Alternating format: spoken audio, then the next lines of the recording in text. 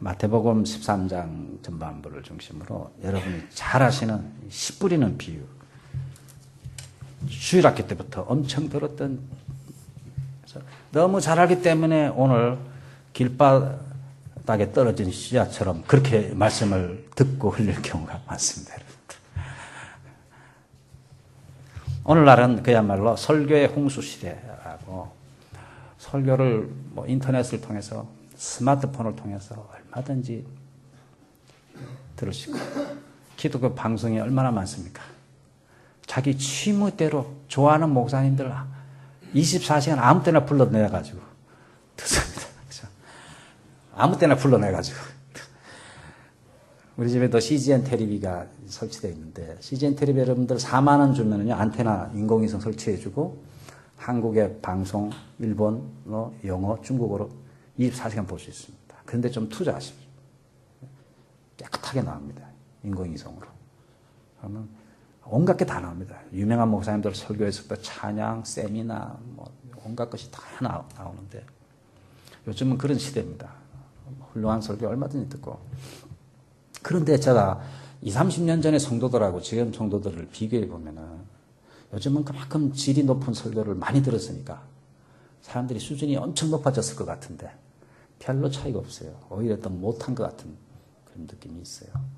왜 그럴까? 그렇게 많이 듣는데, 그 정도 들었으면은 그 정도 바뀌었을 텐데, 사람이 확신도 없고, 신앙에 확신도 없고, 생활에 변화도 없고, 또 생활에 좋은 열매도 별로 나타나지 않고.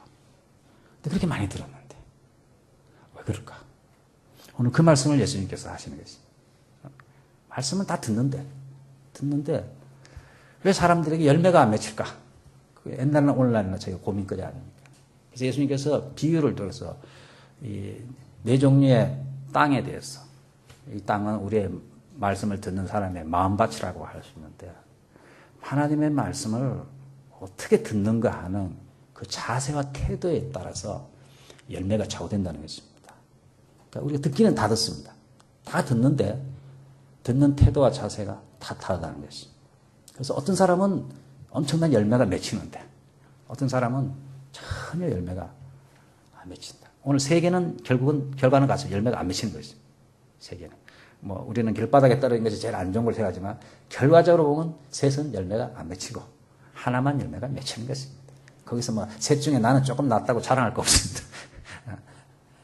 열매 안 맺히는 건 마찬가지입니다. 오늘 예수님께서 9절에 보시면 중요한 말씀 하셨는데,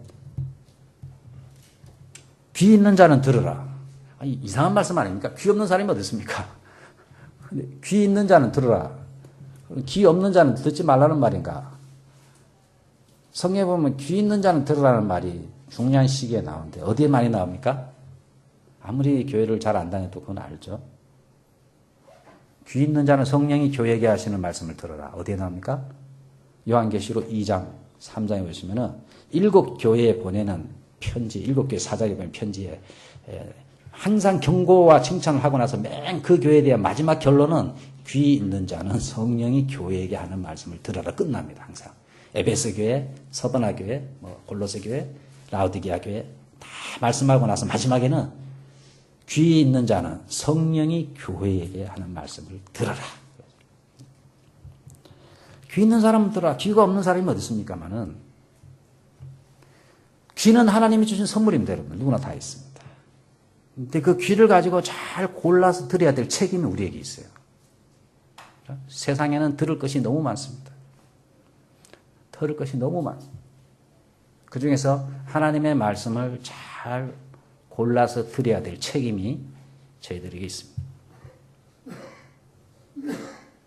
그래서 하나님의 음성을 깨닫고 듣는 귀를 가지라는 것이지, 귀 있는 자는 들으라 해서 듣고 있습니다. 들어도 전혀 다르게 해석한 사람도 있고, 들어도 한귀를 흘리는 사람도 있고, 듣고 오히려 반발하는 사람도 있고, 하나님의 말씀으로 듣지 않고 순종하려고 듣지 않고 생활에 전혀 순종과 적용이 나타나지 않는 그런 사람들도 있습니다. 그래서 귀 있는 자는 들으라는 것은 하나님의 말씀을 잘 듣고 분별하고 지키고 순종하여서 열매를 맺으라는 것입니다. 열매 맺으라는 것이지, 듣고 있는데요, 이렇게 말씀하면 안 돼요. 오늘 네 종류의 밭은 다 듣고 귀를 갖고 다 들었어요. 안 들은 사람은 없어요. 듣기는 다 들었어요. 근데 어떻게 듣느냐 하는 것이 중요한 것이죠. 오늘 예수님께서 바닷가에 있으니까 많은 사람들이 나왔습니다. 그래서 예수님께서 안 되겠다 싶어서 배를 타고 배를 띄우고 배 위에 앉으셨어요. 그러면 접근하지 못하잖아요, 사람이. 배 위에. 그리고 청중들은 해변가에 서 있습니다. 2000년 전에는 당시에는 설교자는 앉아서 하고요. 듣는 사람은 서서 들었어요. 지금은 거꾸로인데. 그래서 제가 오늘만 한번 거꾸로 해볼까 내가 생각했어요. 근데 이게 하면 좀 이게 가려가지고 그런데 나는 앉아서 하고 여러분은 서서 들어야지. 올 2000년에 그렇게 했어요. 랍비는 앉고 하나님 말씀 듣는 사람은 서서 들었어요. 서서 들었어요. 에스라에서도 보면 하루 종일 서서 듣잖아요. 서서 들어요. 그러니까 예수님은 앉으시고 청중들은 해변에 이렇게 쫙 다 섰어요. 서면은 더 집중하기가 좋습니다. 서 있으면 졸리지는 않겠죠, 별로. 근데 언젠가는 제가 이제 저 교회 가서는 그렇게 해야 되겠다. 한번 내가 앉아서 하고 다 서라 그러니까. 그래서 예수님께서 말씀을 하시는데 3절에 보시면은 그냥 하신 것이 아니고 비유로 여러 가지를 그들에게 말씀하셔요. 비유로 말씀하세요. 오늘 비유가 13장에 7가지 나옵니다. 7가지 비유가. 비유는 헬라어로 파라볼레라 그러는데 이것은 우리가 잘 알고 있는 그런 물체나 이런 상황들을 이용하여서 어떤 것을 설명할 때 그죠? 새로운 의미를 부여하고 잘 알고 있는 것들을 예를 들어가지고 어떤 새로운 의미를 이렇게 알려주고 전달하기 위한 그런 짧은 이야기, 이런 묘사를 우리가 비유라고 합니다.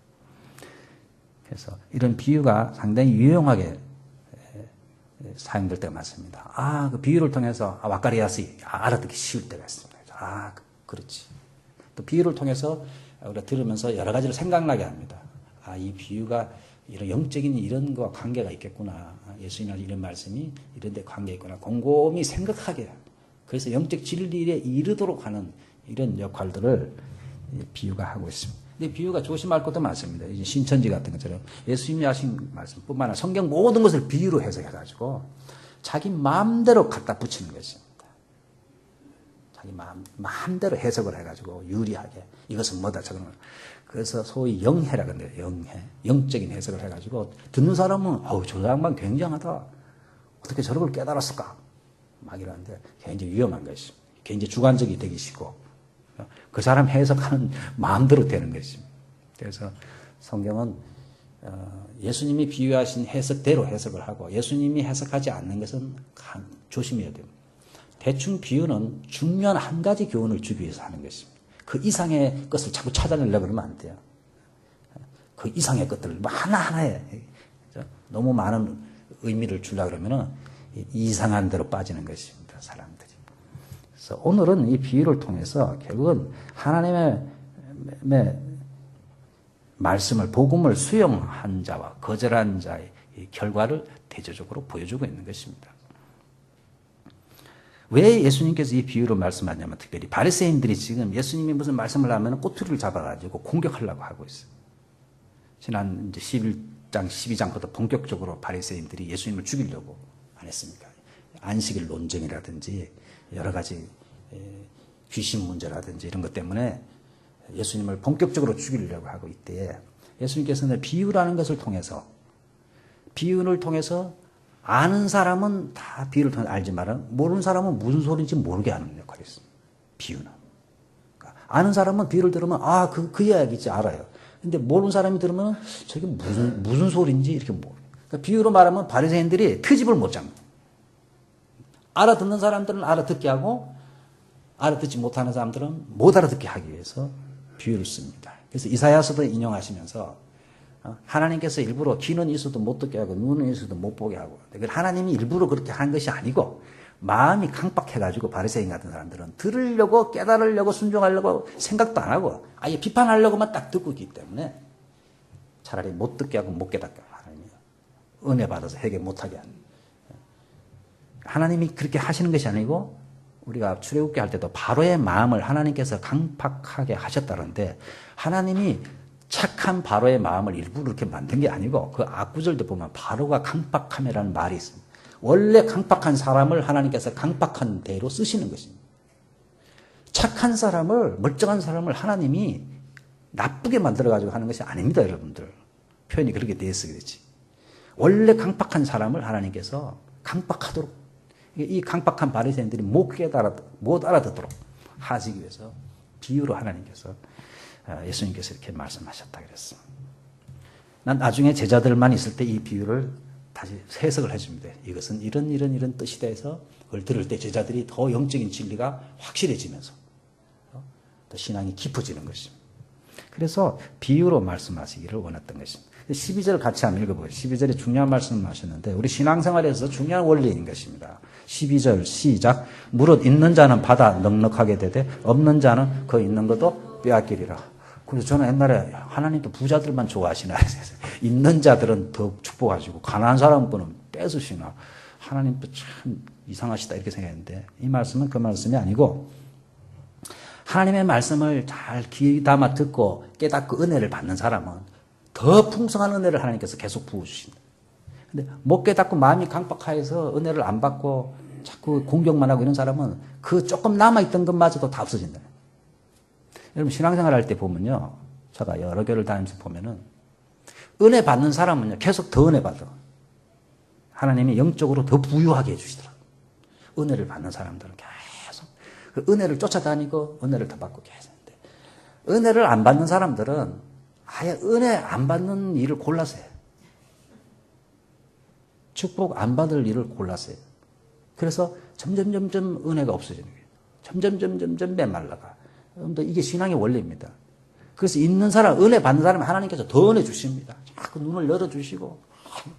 근데 마음문을 자꾸 삐딱하고 그러면요. 그 사람은 삐딱한 것만 보여요. 계속 삐딱한 길로 가는. 이게 쫙 갈라져. 무섭죠. 그래서 여러분들이 은혜 받는데 힘써야 돼요. 은혜 받는 자리를 사모하셔야 돼요. 그래서 하늘나라는 침노하는 자가 빼앗느라 예수님께서 말씀하셨잖아요. 은혜 받는데 자꾸 여러분이 힘을 쓰고 해서 더 받고 자꾸 더 받는 쪽으로 나가야죠. 축소되는 쪽으로 가면 점점 은혜를 못 받는 자리로 가요. 그래서 어떤 사람은 이 사람은 오늘 안 와도 되겠는데 하는데도 또 와 있는 거예요. 또 은혜 받는 거예요. 근데 이 자리에 꼭 있어야 되는 사람이 없는 거예요. 그 사람이 꼭 들어야 되는데 없는 거예요. 그 자리에.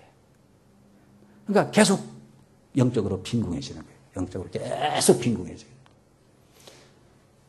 그래서 교회도 천차만별의 사람이잖아요. 열심히 은혜 받고 이런 사람 있고 그냥 은혜 못 받고 맨날 그냥 불평이나 하고 이런 사람 있잖아요. 쫙 대조래. 물론 약한 사람들도 교회가 챙겨야 되고 다 해야 되지만은 주의 일을 위해서는 뛰는 사람과 같이 뛰는 수밖에 없는 거예요. 목장에도 그렇게 하셔야 돼요. 결국은 목장에도 갈라집니다. 아주 협조적인 사람, 은혜 받고 열심히 하는 사람과 비판적이게 갈라지게 됐어요, 항상. 근데 목자가 힘들어요. 이게 힘들어요. 그때는 다 같이 이렇게 하려면 힘들 때가 있어요. 그때는 뛰는 사람과 같이 뛰어야 돼요. 은혜 받는 사람은 같이 은혜 받고 같이 뛰어나야 돼요. 처지는 사람은 어떻게 할 수가 없어요. 본인들이 노력해야 돼요. 마음문을 열고, 그렇죠? 기도하고, 은혜 받는 자리에 자꾸 나가고 노력을 해야 되는데, 그 사람들을 억지로 하려면요, 다 주기 때문에 은혜 받는 사람들과 함께 뛰어가야 돼요. 함께 자꾸 은혜를 받으셔야 돼요. 그래서 12절은 여러분 굉장히 중요합니다. 있는 자는 더 받아 넉넉하게 되고 여러분 은혜를 받아야 계속 받지요. 없는 사람은 있는 것까지 빼앗기게 되고 마음이 황폐하게 되는 거예요. 신앙이 다 죽어버려요. 다 죽어버려요. 그래서 사실 우리 교회도 수요일 날 이렇게 보면은 몇 명 못 나오잖아요. 안 나와도 될 사람들만 나와. 안 나와도 안 죽을 사람들만.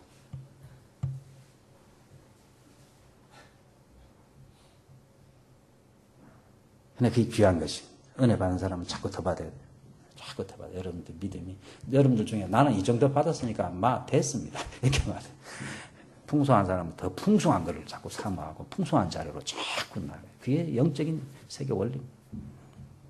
절대로 평균치 하지 않습니다. 하늘나라는 침노하는 자일 것입니다. 은혜를 사모하고 바라는 자에게 하나님께서는 더 큰 것으로 주세요. 무조건 하나하나 에덴께 똑같이 60점 정도로 하나님이 은혜를 주시는 다 똑같이 그렇게 안 하십니다. 이왕이면 여러분들이 있는 자가 되어 더 넉넉하게 하나님의 은혜를 받으시기를 간절히 바라겠습니다. 오늘 16절, 17절은 진짜 복된 자가 누구인가를 말하고 있는데 옛날에 선지자들 아브라함, 모세, 다윗 같은 사람들도 나의 말을 듣고 나의 때 볼 것을 간절히 사모했는데 못 봤다. 근데 너희들은 내 말을 듣고 나를 보고 있으니 얼마나 복된 사람인가. 오늘날 우리는 예수님이 하신 말씀을 우리가 보고 있고 듣고 있고 하나님의 은혜를 체험하고 있는 저희들이 얼마나 복된가. 저 사람은 돈이 많아서 복되다는데 그게 아니고 성경은 주님의 말씀을 듣고 깨닫는 사람이 얼마나 복된 사람인가 하는 것을 말씀하고 있습니다. 여러분 잘 보세요.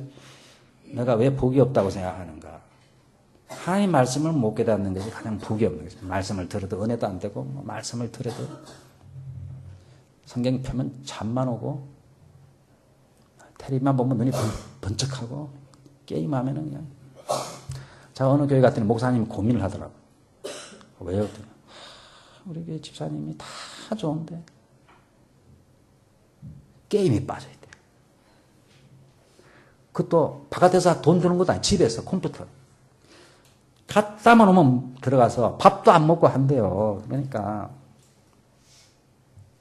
부인이 죽을 노릇이에요. 밥 해놓고 불러도 안 나. 근데 골치 아픈 게 차라리 나쁜 짓을 하면 야단에 치는데 마지막에 한 거야. 딱 열심히 직장 생활하고 돈 딱딱 갖다 주고 다른 거는 일절을 말할 게 없어. 근데 뭐 집에만 오면은 새벽 몇 시까지 교회도 못 가고 막 이러는 거예요.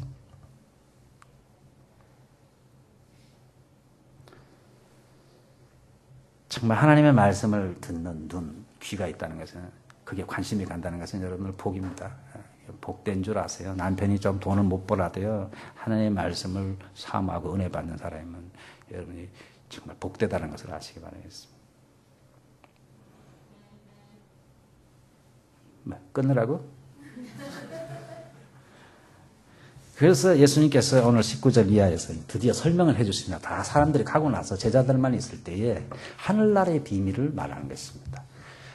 예수님께서 이 씨뿌린 비유를 하신 중요한 이유는 하나님의 나라에 대해서 13장부터 쭉 나오는데 여러분 하나님의 나라란 무엇이냐 했을 때에 천국으로 한문으로 씁니다. 우리는 천국 그러면은 저 달나라 지나서 어느 우리가 갈 공간을 말하는데 성경에서 말하는 천국은 그게 아닙니다. 하나님 나라로 번역해야 맞습니다. 그래서 하나님이 다스리는 나라라는 뜻입니다. 그래서 예수님이 천국이 너희에게 임하였다 그러면 안 임했잖아요. 그게 무슨 말이냐면 하나님의 통치가 너희에게 임했다. 예수님이 이 땅에 오심을 해서 가시적으로 하나님의 통치가 임했는데 귀신이 떠나고 병자가 낫고 하는 것이 하나의 상징으로 하나의 그 예수님이 임한 증거로서 나타났다는 것입니다. 그러니까 하나님의 나라가 임했다는 것은 하나님의 통치가 우리 가운데 시작이 됐다는 거예요. 그 하나님의 통치가 왜 중요하냐? 지금 마귀의 통치를 받아서 자기 육신의 통치를 받아서 결과가 이 땅에 여러 가지 문제가 일어났는데 하나님의 통치를 인간이 온전히 받을 때에 참된 행복을 우리가 누릴 수 있다는 것입니다. 하나님의 자녀로서 축복을 누릴 수 있다는 것입니다. 그래서 하나님의 나라가 임하기 위해서 가장 중요한 것이 뭐냐면 하나님의 말씀이 떨어져야 된다. 그 말씀이 떨어졌을 때 하나님의 나라가 시작이 되는 것입니다. 그 말씀의 씨앗이 발화를 하고 자라야 하나님의 나라가 시작이 되는데 그것이 사람의 마음밭에 떨어져 가지고 이게 결실을 하고 열매를 맺을 때 하나님의 나라가 커가고 자라가는데 네 가지 비유를 통해서 이 하나님의 나라가 어떻게 시작이 되고 자라가는지 열매를 맺는지를 예수님께서 설명을 하고 있습니다. 그래서 여기서 나오는 농부는 복음을 전하는 사람, 예수님 복음 전파자죠. 이것은 마가복음 13장 37절에 씨 뿌리는 자는 인자라고 말씀하셨으니까. 그 다음에 이 토양은 사람의 마음이라고 본문에도 나와있죠. 그죠? 마음에 뿌린다. 씨앗은 하나님의 말씀이라고 누가복음 8장 11절에 씨는 하나님의 말씀이라고 성경 자체가 그렇게 말씀을 하고 있습니다. 그래서 예수님께서 오늘 19절부터 차례차례 설명해 길가에 뿌려진 씨부터 해석을 해 주시는데 천국 말씀을 듣기는 다 듣습니다. 깨닫지 못할 때는 악한 자가 와서 그 마음에 뿌린 것을 빼앗나니 이는 그 길가에 뿌리신 자요. 아까 4절에 뿔을 새 들으는 길가에 떨어지면 새들이 와서 먹어버렸고, 근데 이것을 어떻게 해석했냐면 새들이 와서 먹었다는 게 새들이 나쁜 사람이라서 나쁜 자들이 와서 그 마음에 악한 자가 와서 그 마음에 뿌린 것을 빼앗아 갔다 이렇게 해석하고 있어요. 그래도 잘 모르겠죠. 이 악한 자가 누군가? 했을 때 마가복음 4장 16절에는 말씀이 길가에 뿌려졌다는 것은 이들을 가리킵니다. 그 말씀을 들을 때에 사탄이 즉시 와서 그들에게 뿌려진 말씀을 빼앗는 것이라 이렇게 말했어요. 사탄이 와가지고 이제 제가 말씀을 전했잖아요. 근데 탁 빼앗아 가는 거예요. 그러니까 들었는데 뭘 들었는지도 기억도 안 나고 그런 상황이에요. 어떤 사람은 오자마자 설교가 시작되면 졸기 시작해. 졸기 시작해. 일부 예배 때 와타나베 상이 지금 1년 넘게 나왔잖아요. 내가 와타나베 상 보서 안 왔다고 하면 메즈라시히도 됐어요. 첫날부터 지금까지 존 적이 없어요, 그 사람은. 보통은 오면 좁니다. 친구가 누가 데리고 오면요. 말씀이 딱 시작되면은 졸기 시작해. 왜 그런지 아세요? 그게 그냥 그런 게 아닙니다. 마귀가 와서 방해하고 뺏어가고 그래요. 못 듣게 만들어요. 그러니까 졸리는 거예요. 그리고 듣긴 듣는데 무슨 말을 하는지 뭐 재미도 하나도 없고 관심도 하나도 없고 못 깨닫게 뺏어가는 거예요. 그리고 자꾸 뭐 휴대폰 만지게 하고요. 뭐 끄적거리게 만들고 하고 자꾸 뭐 주부에다 글을 끌적 쓰게 하고 이래가지고 말씀을 못 듣게 만든 마귀가. 누가복음 8장 12절에는 길가에 있다는 것은 말씀을 들은 자니 말씀 다 듣습니다. 마귀가 가서 자세하게 쓰면 마귀가 가서 그들이 믿어 구원을 얻지 못하게 하려고 믿어서 구원을 얻지 구체적입니다. 마귀가 왜 뺏어가느냐 믿어서 구원을 얻지 못하게 하려고 말씀을 그 마음에서 빼앗느니라 그랬어요. 말씀이 떨어지고 말씀을 관심을 가지고 깨닫고 하면은 그게 잘하니까 그 하나님의 나라가 시작돼 버리니까 안 되잖아요. 그러니까 그 전에 가장 좋은 방법은 아예 떨어지자마자 주워 먹는 거예요. 그게 가장 편해요. 일단 자라기 시작하면 골치 아파. 그러니까 떨어지자마자 주워 먹는 것은 잠자게 만듭니다. 근데 여러분들 오해는 하지만 옛날에 제가 처음 왔을 때 오차나미즈 시절에 오후 예배 제가 부목으로 설교했잖아요. 그때 유학생들이 많았잖아요. 동대생들 많고 그랬는데 내가 설교하는데 자더라고. 그래서 아니 이런 설교를 하는데 어떻게 잠을 다 잘까 여기저기서 자요. 그래서 나중에 끝나고 우리 그때 성경 공부 모임을 그 가정에서 했었는데 막 그 부부끼리 싸움이 붙었는데 이야기를 들어보니까 어저께 새벽 2시까지 비디오를 봤다는 거예요. 그래서 물으니까 매주 그런데 매주. 그래서 저는 마귀가 와서 말씀을 빼앗아 가려고 졸게 하는데 그게 아니고 저녁 늦게까지 비디오 보느라고 그런 거예요. 마귀랑은 아무 상관없어요. 마귀랑 아무 상관없이 그 전날 새벽 2시, 3시까지 영화 보고 비디오 보느라고 몸이 피곤해서 졸리는 거예요. 그거는 오늘 길가에 뿌려진 씨하고는 다른 문제입니다, 여러분들. 목사님, 저는 이렇게 졸린지 마귀가요, 막 말씀을 들으면 공격을 해요. 근데 다 들어보면은 어저께 3시까지 텔레비 중계 보고, 스포츠 중계 보고, 영화 보고. 옛날에는 그 비디오를 빌려줬잖아요. 신주군, 한국 비디오 드라마 보느라고. 토요일 시간 있으니까 유학생들이 그때 이제 막 지긋하게 보는 거예요. 2시, 3시, 한 2-3개씩 갖다 놓고. 그러니까 주일날 내가 설교하는데도 졸죠. 내가 설교하는데 졸죠. 그게 마귀가 뺏어가는 게 아니고 우리 육신이 한계가 있으니까요. 그러니까 토요일 날부터 준비하셔야 돼요. 토요일 날 그렇게 하면은요 졸리게 돼 있어요. 졸리게 돼 있어요. 근데 오늘 본문에 길바닥에 떨어진 것은 마귀가 와서 구원을 얻지 못하게 하라고 말씀을 듣는 순간에 뺏어가는 거예요. 다른 생각을 넣든지 막 피곤하다든지 뭐 여러 가지 해가지고 졸리게 만들든지. 그래서 거의 처음 친구들이 억지로 데려왔는데 보면요 거의 좁니다. 첫 번째 증거가. 첫 번째 모습은 거의 좁니다. 전혀 못 따라요. 전혀. 참 안타깝죠, 그죠? 근데 희한해요. 졸면 계속 자야 되는데 말씀이 딱 끝나면은 딱 떠서 하나도 안 잤다. 돌아갈 때까지 희한하죠. 그거 정말 희한해요.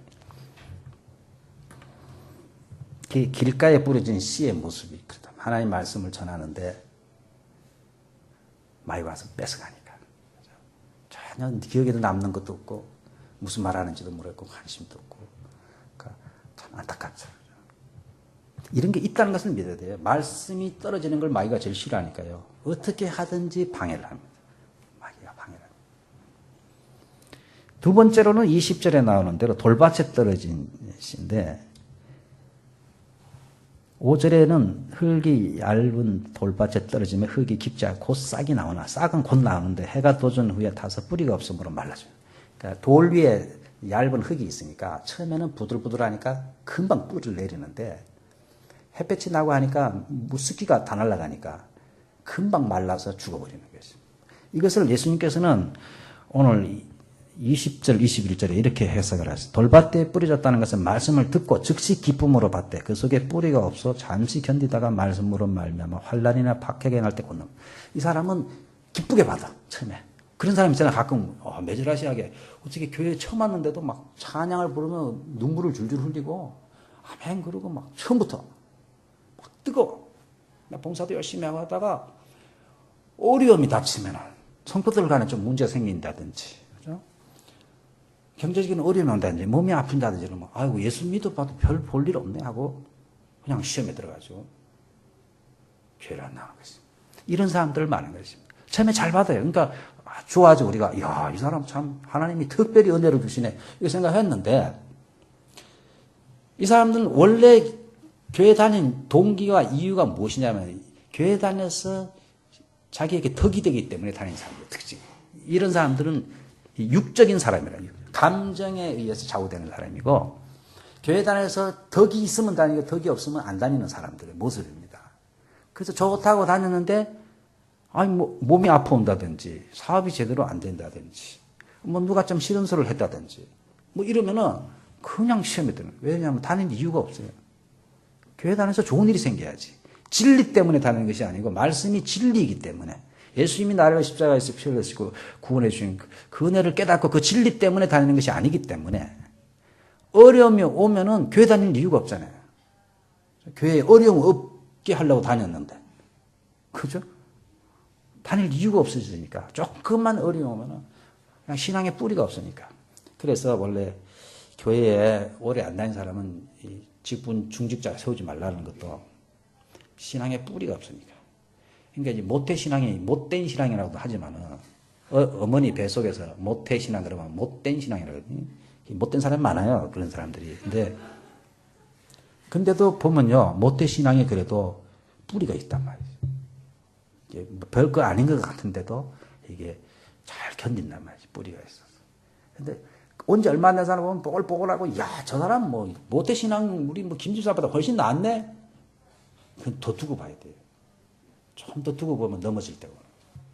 그래서 목사님들은 경험이 많으니까 이렇게 가서 막 은혜 받고 막 눈물을 흘리고 그러더라도 두고 봐야 한다. 한 몇 년을 더 지나보고 어려움도 겪어보고 인간 갈등도 겪어보고 다 그걸 통과해야 인정이 돼야 되지. 그전에는 몰라요. 그전에는. 어려움이 오면은 다 드러나는 것입니다. 그래서 하나님께서 어려움을 주는 것 같아요. 내 신앙이 어느 정도인지. 저도 그런 걸 많이 느껴요. 저는 신앙이 좋다고 생각하는데 어떤 것에는 안 되거든요. 극복이 안 돼. 그러면 내 신앙의 한계가 여기까지구나 하는 것을 체크합니다. 저 사람은 도저히 용서 못해. 내 신앙이 요 정도까지구나 하는 걸 느껴요. 요거를 극복을 못하는구나 내가. 하나님이 가르쳐주는. 그걸 믿음으로 극복해 나가면서 신앙이 또 자라고 뿌리가 쫙 내려가는 것입니다. 세 번째 예수님께서 7절에 말씀하셨습니다. 가시떨기 위에 떨어지면 가시가 자라서 키우는. 가시떨기 떨어졌는데 나오긴 땅이 좋으니까 잘 자라는데 밑에는 잘 자라는데 위로 올라왔는데 가시가 있으니까 누르는 것입니다. 가시가 막 눌러가지고 그늘지고 하니까 더 이상은 못 자라는데 이것을 예수님께서는 어떻게 해석을 하셨냐면 22절에 보시면은 가시떨기에 뿌려졌다는 것은 말씀을 들으나 세상의 염려와 재물의 유혹에 말씀이 막혀 결해져요. 이 사람은 세상 일이 관심이 너무 많아. 세상 걱정, 세상에 돈 버는 거. 누가복음에서는 8장 14절에 가시떨기에 떨어졌다는 것은 말씀을 들은 자이나 지내는 중 이생의 염려, 이 염려가 많은 사람. 안전하서나 염려하는 사람. 금요 기도에 시큰하고 돌아가면서 또 염려하는 사람. 재물과 향락의 기운이에요. 재물에 온통 많이 돈. 향락, 쾌락에 스포츠에 빠져 있어요. 예수님보다 하나님 말씀보다 그런 데 관심이 더 많아요. 그래서 기운이 막혀 결실하지 못하는 자네. 이런 사람들의 적은 세상이에요. 세상. 아까 돌밭에 떨어진 사람은 자기 자신이 육신에 연약함. 편한 것 찾고 덕이 돼야 되고 자기 자신인데 첫 번째 길바닥은 적이 사탄입니다. 세 번째 가시떨게 떨어진 이 적은 세상입니다. 세상의 유혹입니다. 요한일서 2장 15, 17절에도 이 세상에 있는 것들을 사랑하지 말라.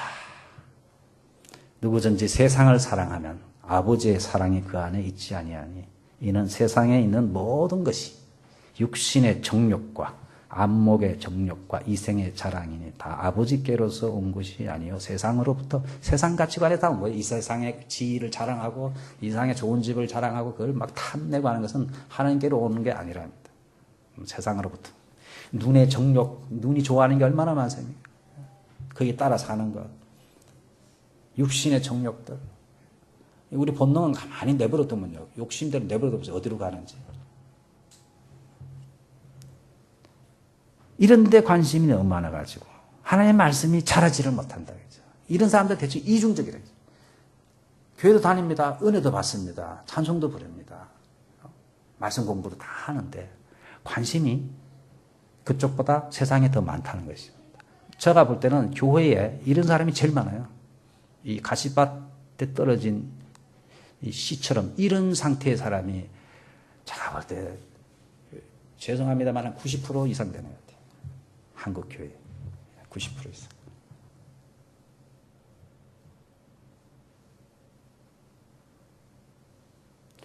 초대교회도 이해는 돼. 디모데후서 4장 10절 사도 바울이 죽기 직전에 쓴 마지막 편지에 이런 말을 했어요. 사도 바울의 제자였습니다. 데마가. 근데 데마는 이 세상을 사랑하여 나를 버리고 데살로니가로 갔고, 사도 바울이 나중에 재판받고 이제 사형 언도되는데 그때 많은 사람이 떠났어요. 그 중에 데마라는 데리고 다녔을 정도니까 아주 제자죠. 초대 교회에 사도 바울의 훈련을 받고 제 설교를 들은 사람입니다. 이 사람도 세상을 좋아해서 떠나버렸어요. 가만히 보니까 사도 바울이 가망이 없어. 곧 죽을 것 같아. 근데 하나님이 건져주지도 않아요. 옛날에는 기적도 있고 뭐 했는데 그게 다 이제 기간이 지났나 이제 끝인가 보다 이렇게 생각을 했는지 더 있어봤자 재미가 없겠다 해서 떠납니다. 이걸 보면은 1세기에 사도 바울 제자도 떠나는 걸 보면은 이 세상이라는 것이 얼마나 무서운가. 세상에 참 유혹이, 세상이 주는 달콤함. 그렇잖아요, 여러분들. 옷도 보세요. 저도 옛날에 잘 몰랐는데 좋은 옷을 몇 개 받아서 입어보니까 유니크로 옷을 잘 못 입겠더라고. 저는 옛날에는 아무거나 입었어요. 저는 막 속옷도요, 백앤숍에서 사다 입었어요. 근데 좋은 것들을 누가 줘서 입어보니까 물건이 달라요, 역시. 좋은 거는 역시 좋아요, 역시. 보기도 좋고, 만져도 좋고, 다 좋은 거예요, 좋은 거는. 차도 좋은 차가 역시 달라요. 개차, 경차를 지금 누가 차를 바꿔 타고 있는데, 하여튼 뭐 엔진 소리도 그렇고, 마음대로 속도도 안 나고, 불편하게 살아요. 제가 옛날에 BMW를 탔습니까? 고속에 들어가면 역시 달라요. 그냥 밟으면 그냥 쫙 땅에 붙은 듯이 가잖아요, 그냥. 낙관호상 이야기에 의하면 포르쉐를 옛날에 탔잖아요, 그분 두 대나. 포르쉐를 운전하면 덩어리에서 자기를 누가 밀어주는 것 같아. 막 밀어준다. 안 타봐서 모르겠는데 그런 느낌이 온대요. 팍 타면. 그러니까 타고 싶대요. 이 세상이 주는 쾌락이 있습니다. 세상에 즐거움이 있습니다, 여러분들. 스포츠도 즐거움이 있고, 예술도 즐거움이 있고, 영화도 즐거움이 다 있습니다. 그 유혹을 뿌리치기가 쉽지 않습니다.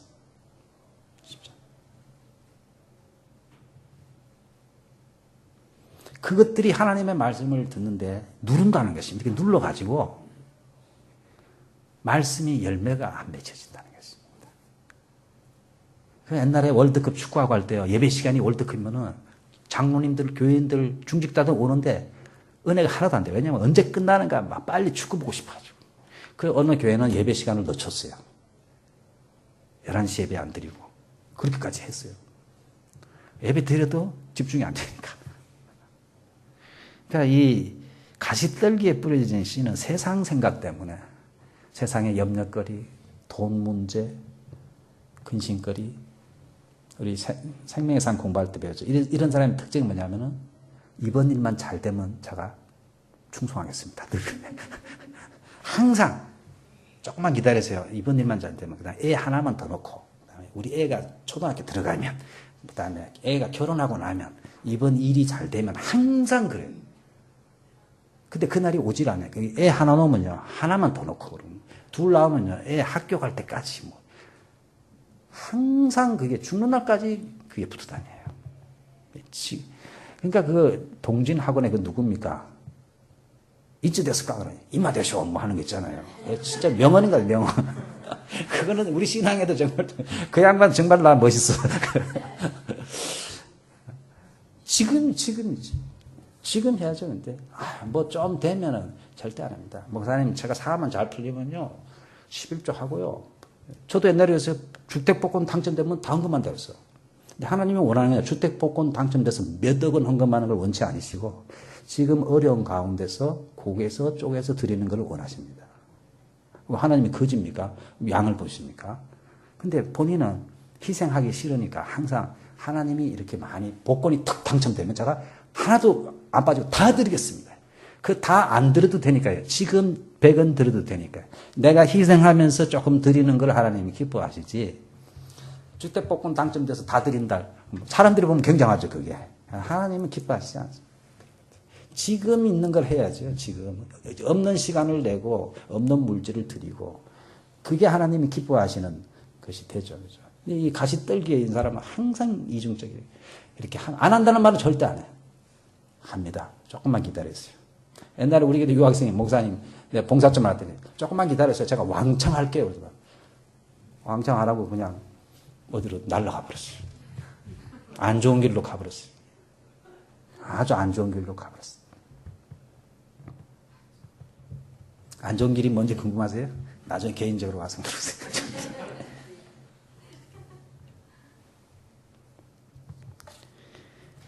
그런데 참 감사한 것이 마지막에 23절에는 좋은 땅에 뿌려졌다는 것은 말씀을 듣고 깨닫는 자는 결실하여 어떤 것은 100배, 60배, 30배가 되느니라. 결국은 네 종류의 밭 중에 한 종류만 열매를 맺은 것입니다. 한 종류. 이 좋은 땅은 말씀을 듣고 깨닫는 자. 그래서 결실해서 100배, 60배, 30배. 이 당시에 평균으로 10배 정도 수확하면 잘한 거래요. 10배. 그러니까 그걸 훨씬 넘는 100배, 60배, 30배라는 것은 엄청난 열매가 있었다는 거죠. 엄청난 열매가 있었다. 이 부분에 대해서 누가복음 8장 15절에는 더 자세하게 말합니다. 여러분 성경이 잘 이해가 안 될 때는 그 구절을 다른 데도 표현을 하고 있거든요. 씨 뿌리는 비유는 누가복음, 마가복음에도 다 있습니다. 마가복음 8장 15절에는 좋은 땅에 있다는 것은 착하고 좋은 마음으로, 일단 착하고 좋은 마음으로 말씀을 듣고, 그러니까 말씀을 들을 때 삐딱하게 든 사람이 있어요. 이 착하지 않는 마음이 있어요. 비평하려고, 흠집 잡으려고. 말 무슨 뭐 하나 뭐 거기서 중요한 거를 찾는 게 아니고 뭐 실수한 거, 문법 틀린 거 찾는 사람도 있어요. 옛날에 무디가 설교할 때 미국에서 무디가 초등학교도 제대로 못 나왔잖아요. 전국으로 다니면서 설교를 하는데 영문법 학자가 조사를 한 거예요. 몇 개. 설교가 끝나서 무디한테 당신 여기 틀렸고 여기 틀렸고 쭉. 이 무디가 뭐라 하냐? 당신은 그 잘하는 문법으로 몇 사람을 주님께로 인도했습니까? 하고 물었어. 한 사람도 안 한 거예요. 그 사람은 그런 것만 하고 다녀 따지는 거예요. 근데 무디는 그렇게 문법을 많이 틀는데 100만 명을 주님께로 인도했어요. 무디의 영향을 받은 사람들이 언더우드 아펜셀러 이런 사람들이 또 일본의 선교사님들 한국에서 다 무디의 영향을 받은 사람들입니다. 그 무식한 무디의 영향을 받은. 그러니까 말씀을 들을 때 그런 마음으로 듣는 사람은 마음이 일단 좋은 마음이 아니에요. 여러분들 말씀을 들을 때 좋은 마음으로 들어요. 좋은 마음. 어떤 사람은 아예 들을 때부터 태도가 이런 사람이 있어요. 이러는 사람이 있어요. 그 마음도 그래요. 그런 사람은. 이 사람의 몸이라는 것이 형식이지만은 이 안에 있는 게 드러나요. 다. 자기도 모르게 이게 나타나요. 태도에서. 이렇게. 그래서 그래도 겸손하고 좋은 마음으로 항상 하나님의 말씀을 세상 말도 그렇잖아요. 세상 강연도 여러분 들을 때요. 좋은 마음으로 들어야 돼요. 건전하게 비평하더라도요. 일단은 좋게 들어야 돼요. 나하고 안 맞더라도 좋게 듣고 존중해주고 뭐 이래야 돼. 좀 뭐 자기랑 좀 다르면은 아주 깔고 말도 안 되는 소리 하면서 다리 딱 꼬고서 이렇게 앉아. 그래서 착하고 좋은 마음으로 말씀을 듣고 그 다음 말이 중요합니다. 지키요. 그 다음에 지키. 이게 마태복음에는 안 나와요. 누가복음에는 좋은 땅이란 뭐냐? 그냥 잘 듣고 깨닫는 것이 아니고 말씀을 지킨다는 것입니다. 지킨다는 건 뭐냐면 말씀을 듣고 자기 생활에 적용을 시킨다는 것입니다. 이웃을 내 몸과 같이 사랑하라 그랬으면은 내 직장 동료, 같은 동네 사는 이웃에 실질적으로 도움이 되는 게 뭐냐를 생각하고 도와주는 것입니다. 길에 가다가 정말 자전거 타고 가다가 넘어졌다. 도와주는 거죠. 제가 손님이 와가지고 이전에 후지산에 갔다가 밤에 후지산 같은 데 조심해야지. 지형이 분명히 이쪽에 비가 왔는데 체인 필요 없다 그래서 그냥 갔는데 올짝이 오니까 눈이 막 쏟아져. 갑자기 밤에만 눈이야. 체인이 없으니까 언덕인데 헛바퀴를 도는 거예요. 계속. 근데 지나가는 차들이 한 사람도 와서 스노우 타이어 차들이 아무도 안 도와줘. 휴대폰이 연결이 됐다 끊어졌다. 밤에. 기름도 다 돼가. 아, 정말 사람이 이러다가 죽는구나 하는 생각이 나더라. 그때 누구나 좀 와서 좀 이렇게 도움이 됐으면 한데 그냥 다 지나가더라고요. 그 이후에 어떻게 됐냐고요? 나중에 개인적으로 와서 물어보세요. 지금 그거 말하려는 게 아니에요. 중요한 것은 이웃을 사랑하라 그러면요. 정말 그때도 내가 귀찮지만은 가서 뭐 도와드릴 게 없습니까? 그게 말씀을 듣고 실제로 적용하는 거잖아요. 근데 이웃 사랑하는 말을 뭐 헬라어를 공부해야 압니까, 저희가? 공부는 얼마나 열심히 합니까, 저희가? 근데 그 공부하고 하나도 실천을 안 해. 이웃이 정말 어려운데 내가 귀찮으니까. 내 괜히 저거 관련돼서 경찰서 왔다 갔다 해야 되고 시간 다 뺏기고 골치 아파. 아이, 모른 척 하는 게 나. 대부분 그렇습니다. 뭐 때가 되면 경찰이 뭐 오겠지 뭐. 그러나 어려움 당한 사람은 당장에 누가 전화라도 해주기를 원하고 당장에 도움을 필요로 하는 것입니다. 우리가 하나님 말씀을 몰라서 순종 못하는 것은 제가 별로 없는 것 같아요. 몰라서. 다 아는데 안 지키는 거예요, 말씀을. 그리고 들을 때 지키려고 든 사람은 나한테 도움이 되는가 안 되는 것만 생각하고 들어요. 나한테 도움이 된다. 예를 들어 기도하면 하나님이 복을 주신다면 기도하겠다. 그 기도하는 이유가 뭐냐면요. 도움이 되니까. 하겠다는 동기가 확 생기는 것입니다. 하나님의 말씀이기 때문에 내가 순종하려고 들으려고 안 해요. 근데 하나님의 말씀이기 때문에 순종하려면 손해볼 일이 많아요, 여러분들. 예를 들어서 이웃을 내 몸과 사랑하는 말만 제대로 실천을 해야 돼요. 매일 손해보고 살아야 돼요. 내 시간 뺏겨야 되고, 내 돈 써야 되고, 그죠? 매일 손해봅니다. 그러니까 싫은 거예요, 저희가. 그런 거는 적당히 들어, 거리를 두고 들어. 아, 그 좋은 말씀이지. 이웃 사랑하지 하고서 깊이 생각을 안 하려고 그래. 근데 기도하면은, 11조 하면 이런 복이 좀 여러분 그런 거는 직접 자기 덕이 되니까 곰곰이 더 깊이 공부하고 실천하려고 그래. 동기가 잘못돼요. 여러분들은 말씀을 듣는 동기를 잘 보세요. 말씀을 듣고 내가 적용하려고 듣고 있는가 지금 순종하려고 지금 듣고 있는가. 그래서 그것을 지키고 그 다음 말이 더 중요해요. 인내로 결실하는 신앙은 인내입니다. 결혼도 인내고 신앙도 인내입니다. 저도 결혼 생활 해보니까 결혼 생활에 제일 중요한 게 뭐냐? 인내입니다. 그렇죠? 결혼 생활 제일 인내. 뭐 참고 살아야 돼 다. 신앙 생활도 인내입니다, 여러분들. 교회 다니다 보면요 얼마나 어려운 일이 많습니까, 여러분들. 사람 사이에서 시달리는 거. 대부분 교회 생활은요 인간관계에서입니다. 뭐 내가 뭐 교회 지느라고 뭐 뼈 빠지게 고생해서 시험 본 사람은 없습니다. 뭐 그거 좋은 일 하다가 서로 마음이 안 맞아가지고 그 한마디 듣고 뭐 이런 상처, 이런 저런 상처 때문에 신앙생활 안 됩니다. 인내가 필요합니다. 하나님의 말씀을 듣고 적용하려고 하면서 금방 뭐가 나타나더라도 인내가 필요한 것입니다. 그러니까 이런 아프리카나 남미 이런 데 옛날에 선교사님들이 가셔서 복음을 전할 때 열매가 없어요. 막 가족들이 병이 들고 하는데 열매가 10년이 지나도 열매가 없어요. 한 사람도 전도를 못했어. 그럼 포기해야 되잖아요. 그런데도 포기 안 하고 겨우 한 사람 전도하고 철수했는데 그 사람이 통해가지고 그 마을이 이제 점점 그 사람이 목회자가 되고 나중에 열매가 쭉 나더라고요. 인내가 필요한 것입니다. 그래서 하나님의 말씀을 좋은 밭에 떨어졌다는 것은 그냥 뭐 잘 듣는다는 것이 아니고 하나님의 말씀을 받고 좋은 마음으로 받고서 이걸 지키고 내가 실천해야 되겠다. 잘 안 되니까 인내를 가지고 금방 열매가 안 나타나도 인내를 가지고 꼭 참으면서 그 말씀을 계속해서 지켜나간다는 것입니다. 그럴 때에 100배, 60배, 30배 열매가 맺혀진다. 근데 인내가 잘 안 돼요. 기도해야 됩니다. 몸부림쳐야 됩니다, 여러분. 하나님, 제가 잘 안 됩니다. 이게 순종이 잘 안 됩니다. 내 이 못된 성격은 왜 이렇게, 이 급한 성격은 왜 이렇게 안 고쳐지는지 모르겠어요. 몸부림치며 기도하죠. 성령님의 도움을 구하고, 울부짖고, 어떻게든지 말씀에 나를 적응시키려고 그러고 할 때에 내 삶 속에 변화가 나타나기 시작합니다. 내 인격의 변화가 나타나고, 우리 삶 가운데 비로소 변화가 나타나요. 좋은 땅이 되는 것입니다. 그때. 그러니까 우리 신앙생활 노력이 있어야 돼요. 여러분들 몸부림쳐야 됩니다. 그냥 이 가시밭에 떨어진 씨앗 이런 생활 계속하면 아무런 열매 없습니다. 20년, 30년 교회 다녔대요. 안 믿는 것도 아니고 믿는 것도 아니고 그렇습니다. 오히려 다른 사람들의 신앙에 방해됩니다. 방해됩니다. 그래서 여러분 결심을 하고 내가 좋은 밭이 되어야 되겠다. 하나님의 말씀을 겸손한 좋은 마음으로 받고 어떻게든지 이 말씀을 다른 사람 김집사에게 적용할 게 아니고요. 자기에게 적용시켜요. 이 말하면 아유 김집사가 꼭 들어야 되는데 오늘 안 왔네. 이런 생각을 한다. 남은 말할 것 없어요. 남편도 자기에게 말씀을 적용시키고 잘 안 되니까 순종이 안 되니까 몸부림치고 하나님 도와주세요. 기도하고 여러분들 와서 기도할 게 얼마나 많습니까? 어떤 사람은 목사님 기도할 게 별로 없습니다. 그런데 잘 바뀌지 않는 자기 자신을 놓고 울면서 기도하셔야죠. 눈물로 기도하셔야죠.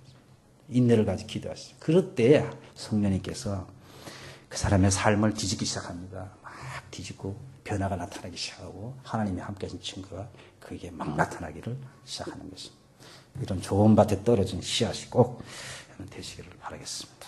기도하겠습니다. 살아계신 하나님 아버지, 오늘 우리는 어느 밭에 해당되는지 모르겠습니다만은 열매 없는 저희들을 불쌍히 여겨 주시고 정말 좋은 밭에 떨어진 씨앗처럼 좋은 마음으로 하나님의 말씀을 받고 연구하며 기도하며 이 말씀을 우리의 생활 가운데 실제적으로 적용하기 위해서 몸부림치는 저희들 되어서 인내하여서 100배, 60배, 30배의 결실들이 사랑하는 형제자매들의 삶 가운데 나타나도록 축복하여 주옵소서. 우리 주 예수 그리스도의 이름으로 기도합니다.